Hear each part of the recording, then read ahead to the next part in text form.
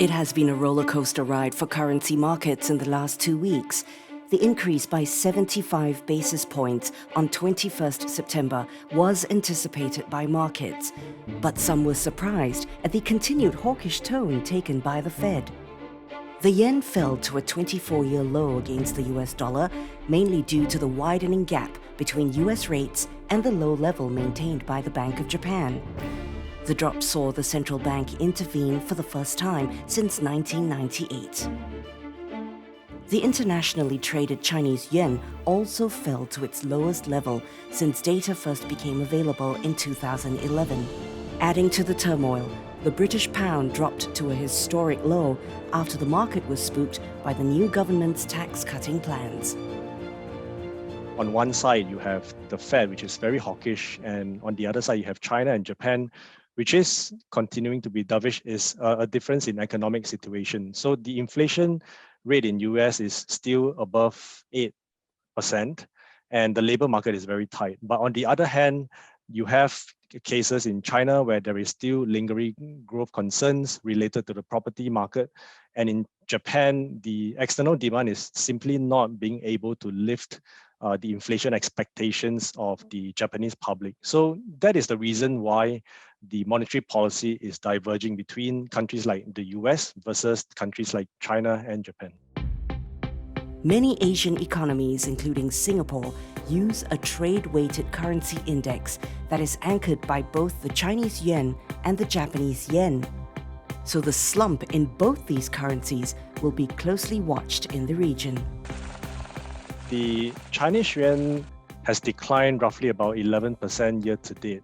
You could argue that it hasn't fallen as much as major currencies such as the Japanese yen, which has fallen by 20%. The Japanese yen does have an impact on other North Asian currencies. The danger is that if the Japanese yen keeps on falling at the same speed, it would eventually trigger a bigger than expected drop in the Chinese yuan as well. If you were to see an uncontrolled depreciation of the Chinese yuan against the dollar to something like 7.5 in a very quick fashion, it could trigger easily a 4 to 5% decline across the board within Asian currencies. The People's Bank of China has said its top priority is keeping the foreign exchange rate stable. They have been setting the midpoint at a stronger level than what the market has expected. They announced a hike in the risk reserve requirement for banks that are selling foreign currencies to their customers. So effectively, it is making the markets more costly for you to bet against a decline in the Chinese yuan. We, I think, don't rule out FX intervention. So there's a possibility that could still come in as CNY nears the 2% trading cap. So apart from outright FX intervention, I think PBOC can issue offshore yuan bills. So all that can be some of the other things that the PBOC and China can take to actually limit some of the yuan weakness going forward. On the other side of the equation, the Fed says it will continue hiking interest rates until inflation numbers come off. This means the US dollar may still have some more to go, but history offers investors a cautionary tale. The dollar has certainly exceeded everyone's expectations. It's now up about more than 20% year to date. So the highest we ever seen in terms of year to date was, I think, 1981. That's 27%, when it was fighting inflation with very aggressive interest rate hikes. But even in those years, I noticed one thing: the higher the dollar goes, the greater the risk, because towards the end of the year, once the dollar finds its peak, it can correct quite sharply towards the end of the year. So that brings us to the question, what will bring the dollar down? See, if you look at the Fed's forecast, it's suggesting that they may want to end the year at 4.5%. Currently, we're at 3.25%. So in short, we could get one more 75 basis hike in November, but come December, they may start preparing the ground for smaller hikes of 50 basis. So that may, tip the dollar back down. The Singapore dollar remains resilient and a favorite for investors fleeing to safety.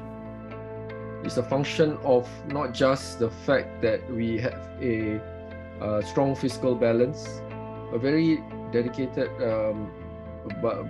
balanced budget sort of approach where we accumulate reserves, strong reserves. We are one of the few countries in the world, very rare now, that has a AAA rated credit rating. And if you sum that all up into a pot, we look quite positive in terms of report card from a sovereign credit rating perspective and also from a confidence perspective. So that helps the Sing dollar going forward in the medium term. But all that would not help much if the rest of the world actually is not growing, because Singapore still needs to have growth. So if the rest of the world is weak, I think growth for Singapore would be weaker. There is some possibility, a high probability that MAS might move to strengthen the Sing dollar in the October policy cycle. So that could in some ways lead it to continue to make sure that the Sing dollar remains resilient over the next 6 months after October. With no end to volatility, are there bright spots investors should be looking at? I would say on a regional perspective, we would expect the Sing dollar to continue to be an outperformer. So the Sing dollar has strengthened by about 6% against its regional trading partners' currencies. Apart from the Sing dollar, we also like exposure to the Swiss franc and the US dollar. So these are the typical safe haven currencies that should outperform in a volatile environment. And the other part of the as a risk management tool is really to focus on how to make use of elevated market volatility, because we expect markets to stay volatile for the rest of the year. The Indonesian rupiah is definitely one of the most resilient currencies in the region. So the central banks, I think, is very different from what we have been used to during, let's say, the Asian crisis. It communicates more in the market. It is aware of the global environment, and it has brought, let's say, the foreign holdings of Indonesian bonds, the share, it has come down quite significantly. So that should help it to be resilient against the rising US rates.